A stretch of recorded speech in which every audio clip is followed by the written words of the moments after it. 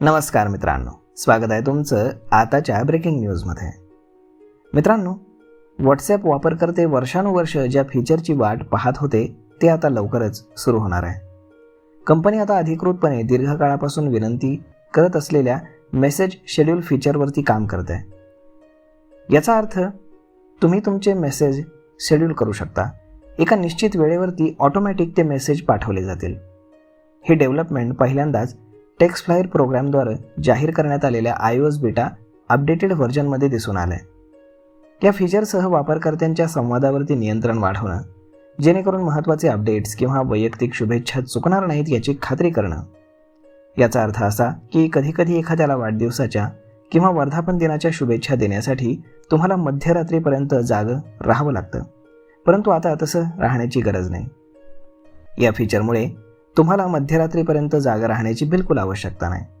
तुम्ही तुमचा मेसेज लिहून, संदेश लिहून तो शेड्यूल करू शकता आणि आपोआप त्याच वेळेला तो मेसेज डिलिव्हर होईल.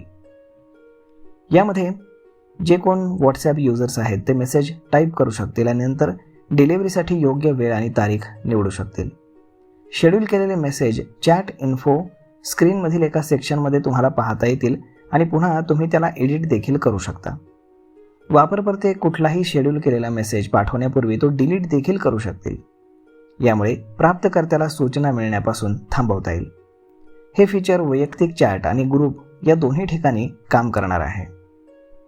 त्यामुळे मित्रांनो, जर तुम्ही व्हॉट्सॲप वापरत असाल काय प्रत्येकजण व्हॉट्सॲप वापरतोच, तर प्रत्येकासाठी हे फीचर अत्यंत महत्त्वाचं आहे. आता तुम्हाला रात्री 12 वाजता जागा राहून एखाद्याला त्याच्या बड्डेच्या शुभेच्छा देण्याची गरजच नाही.